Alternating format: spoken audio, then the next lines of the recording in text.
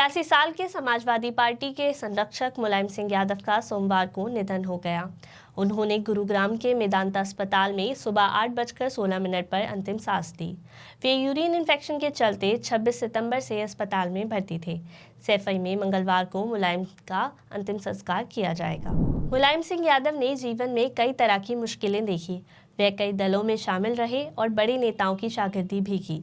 इसके बाद उन्होंने अपना दल बनाया और एक दो बार नहीं बल्कि यूपी में 3 बार सत्ता संभाली। यूपी की राजनीति जिस धर्म और जाति की प्रयोगशाला से होकर गुजरी, उसके एक कर्ता धर्ता मुलायम सिंह भी रहे।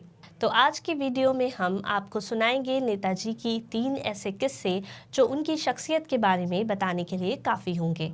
किस्सा जब नेताजी ने दरोगा को भरे मंच पर धोबी पछाड़ दिया। किस्सा जब मुलायम सिंह पर हुआ था जानलेवा हमला। किस्सा मुलायम सिंह के एक फोन कॉल का और कार सेवकों पर चल गईं गोलियां। नमस्कार, मेरा नाम है काशिफा और आप देख रहे हैं न्यूज़ीफाई। तो सबसे पहले किस्सा जब नेताजी ने दरोगा को भरे मंच पर धोबी पछाड़ दिया। 26 जून 1960 मैनपुरी के करहल का जैन इंटर कॉलेज कैंपस में कवि सम्मेलन चल रहा था। यहाँ उस वक्त के मशहूर कवि दामोदर स्वरूप विद्रोही भी मौजूद थे। वो मंच पर पहुंचे और अपनी लिखी कविता दिल्ली की गद्दी सावधान पढ़ना शुरू की। कविता सरकार के खिलाफ थी, इसलिए वहां तैनात यूपी पुलिस का इंस्पेक्टर मंच पर चढ़ गया और उन्हें कविता पढ़ने से रोकने लगा। वो नहीं माने तो उनका माइक छीन लिया। इंस्पेक्टर ने कवि को डांटते हुए कहा कि आप सरकार के खिलाफ कविता नहीं पढ़ सकते। मंच पर बहस हो ही रही थी कि दर्शकों के बीच बैठा 21 साल का पहलवान दौड़ते हुए मंच पर पहुंचा। 10 सेकंड में उस नौजवान ने इंस्पेक्टर को उठाकर मंच पर पटक दिया।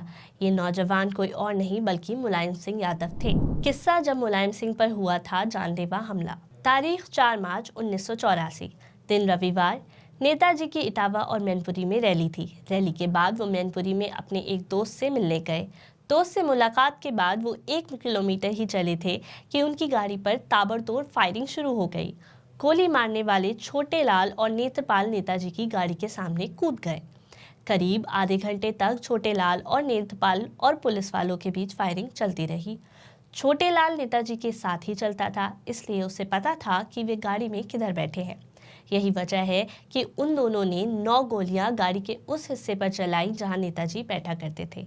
लेकिन लगातार फायरिंग से ड्राइवर का ध्यान हटा और उनकी गाड़ी डिसबैलेंस होकर सूखे नाले में गिर गई। नेताजी तुरंत समझ गए कि उनकी हत्या की साजिश की गई है। उन्होंने तुरंत सबकी जान बचाने के लिए एक योजना बनाई। उन्होंने अपने समर्थकों से कहा कि वे जोर जोर से चिल्लाएं, नेताजी मर गए, उन्हें गोली लग गई, नेताजी नहीं रहे। जब नेताजी के सभी समर्थकों ने ये चिल्लाना शुरू किया तो हमलावरों को लगा कि नेताजी सच में मर गए हैं। उन्होंने मरा हुआ समझकर हमलावरों ने गोली चलाना बंद कर दी और वहां से भागने लगे। लेकिन पुलिस की गोली लगने से छोटे लाल की उसी जगह मौत हो गई और नेत्रपाल बुरी तरह घायल हो गया। इसके बाद सुरक्षाकर्मी नेताजी को एक जीप में 5 किलोमीटर दूर कुर्रा पुलिस स्टेशन तक लेकर गए। तीसरा किस्सा है मुलायम सिंह के ऐसे फोन कॉल का जिससे कार सेवकों पर एक ही फोन कॉल में चल गईं गोलियां। 1989 में लोकदल से मुलायम सिंह यादव उत्तर प्रदेश के मुख्यमंत्री बने। 90 का दौर शुरू होते होते देश भर में मंडल का मंडल की लड़ाई शुरू हो गई। ऐसे में 1990 में विश्व हिंदू परिषद और बजरंग दल के कार्यकर्ताओं ने अयोध्या में बाबरी मस्जिद को गिराने के लिए कार सेवा की। 30 अक्टूबर 1990 को कार सेवकों की भीड़ बेकाबू हो गई। कार सेवक पुलिस बैरिकेडिंग तोड़कर मस्जिद की ओर बढ़ रहे थे। मुलायम सिंह यादव ने सख्त फैसला लेते हुए प्रशासन को गोली चलाने का आदेश दिया। पुलिस की गोलियों से 6 कार सेवकों की मौत हो गई। इसके 2 दिन बाद फिर 2 नवंबर 1990 को हजारों कार सेवक हनुमानगढ़ी के करीब पहुंच गए। मुलायम के आदेश पर पुलिस को एक बार फिर गोली चलानी पड़ी, जिसमें करीब 1 दर्जन कार सेवकों की मौत हो गई। कार सेवकों पर गोली चलवाने के फैसले ने मुलायम को हिंदू विरोधी बना दिया। विरोधियों ने उन्हें मुल्ला मुलायम बना दिया। हालांकि बाद में मुलायम ने कहा था कि ये फैसला कठिन था, लेकिन मुलायम को इसका राजनीतिक लाभ भी हुआ। कार सेवकों के विवादित ढांचे के करीब पहुंचने के बाद मुलायम ने सुरक्षा बलों को गोली चलाने का निर्देश दिया था। सुरक्षा बलों की इस कार्रवाई में 16 कार सेवकों की मौत हो गई, जबकि सैकड़ों लोग घायल हुए। बाद में मुलायम ने बताया कि सुरक्षा बलों की कार्रवाई में 28 लोग मारे गए थे। इस खबर को लिखा है हमारे सहयोगी मोहित ने।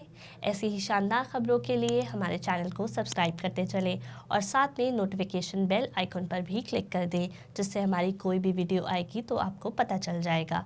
धन्यवाद। आपका दिन शुभ रहे।